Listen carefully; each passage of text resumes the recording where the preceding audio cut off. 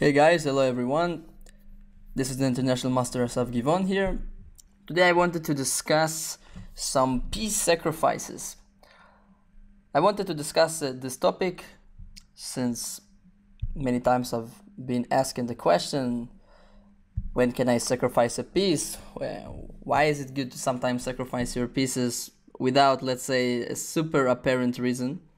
So in this video you are definitely not going to see some forced checkmates that are being achieved by piece sacrifices.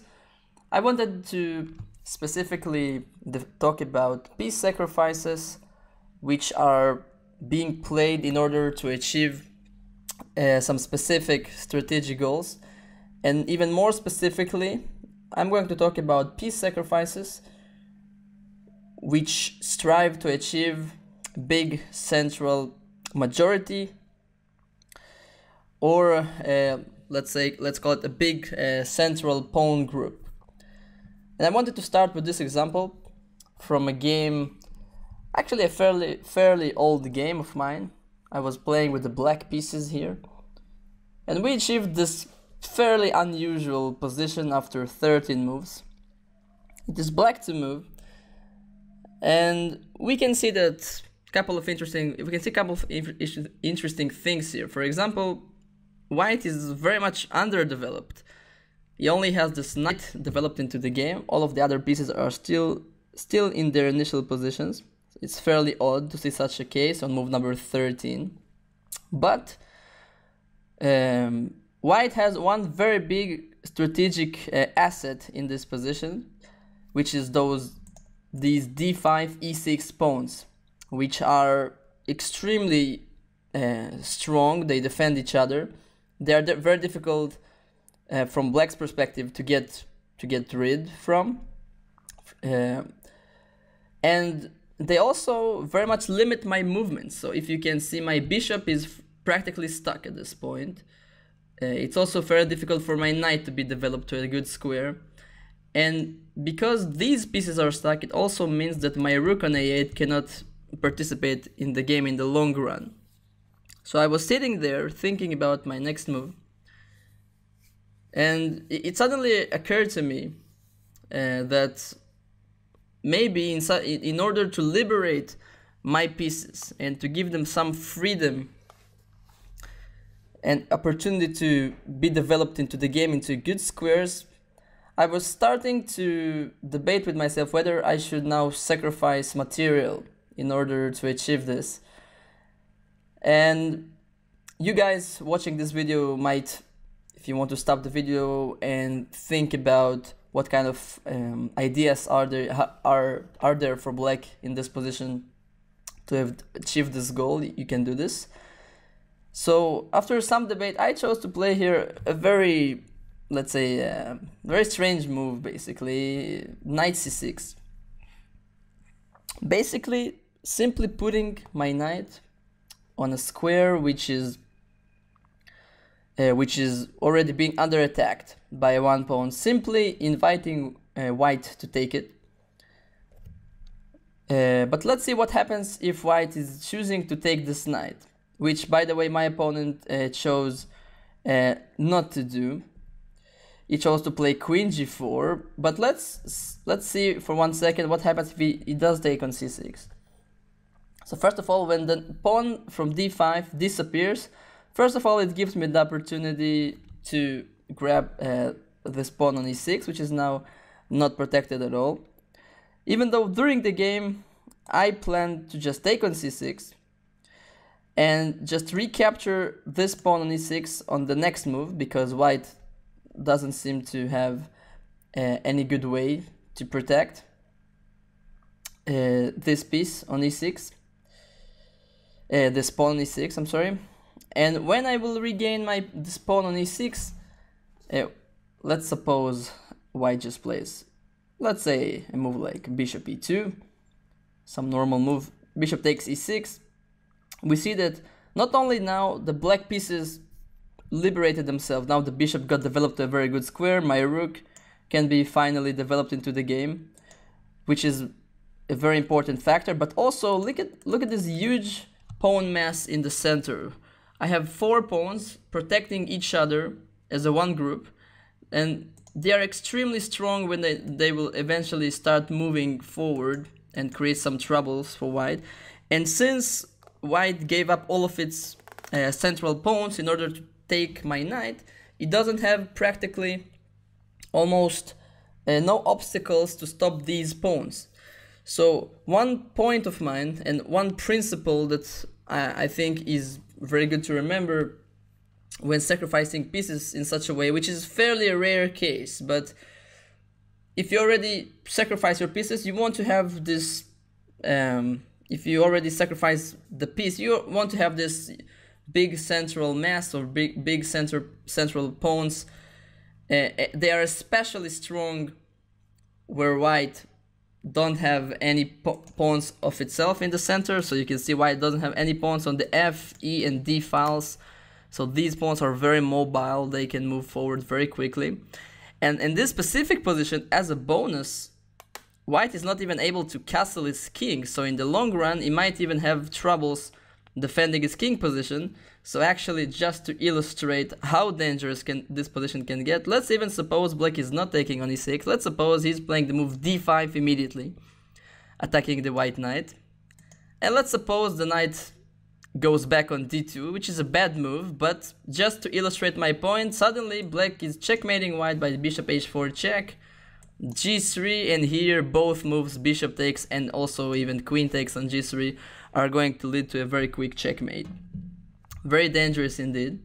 But what is actually most amazing is that after the game I checked this position. I wanted to know the engine's opinion, whether this sacrifice of mine was just some kind of intuitive sacrifice that is supposed to have some practical compensation, or is it really objectively a good sacrifice.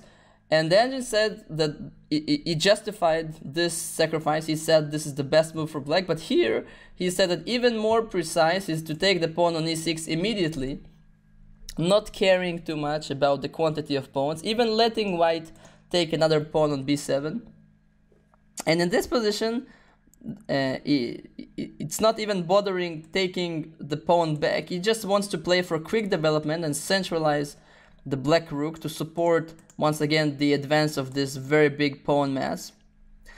And this position might look fairly innocent at first sight. It doesn't seem like black has any immediate attack, but once these pawns start rolling forward, they will have an immense power and ability to basically crush through the white position, because he's so much underdeveloped and doesn't have any pawns to stop my own advance. So in the actual game, he actually played a very kind of cool defensive move, queen to g4, denying the sacrifice, protecting this pawn once again, and getting ready to collect my own pawn on e4. So in this case, after queen g4, I realized that I don't have any good way to protect my pawn on e4. This pawn has to be sacrificed, but at least since I already played the move knight c6, at least I can make an active move, something I couldn't do before. I played knight to d4 with a very obvious threat against his pawn on c2, but the reason why I played my knight on d4 and not, for example, my knight on b4, which is also creating a threat against this pawn, will be apparent very soon. So knight d4. He now took queen takes. He now played knight e3, which is actually no. I'm sorry. He did play queen takes e4. Knight e3 is the most precise move, which I'm going to discuss just in 1 second. After queen takes e4, this is just to show you what happened in the actual game. This is a very sensible move, taking away my pawn while also protecting this pawn on c2. And now basically during the game I realized that I have no choice, and if he refused to take the piece that I have sacrificed in order to liberate my pieces, I should force this on him and play the move bishop takes e6 with a very similar idea. I give up a piece, but I gain two things by this. First of all, to destroy his own strong pawn center, which is completely cramping my pieces. But also, with this sacrifice, I'm able to liberate my remaining pieces to be developed, and my central pawns are now having their own opportunities to be advanced. So after pawn takes bishop, I played d5 in the game, basically to deflect the queen from protecting c2. And actually I had a very strong initiative, which granted me... I didn't win this game. I must admit that at the time I was significantly lower rated than my opponent. He was maybe 300 points more than me at the time. And he managed to hold the draw in this position, even though black had the advantage throughout the game.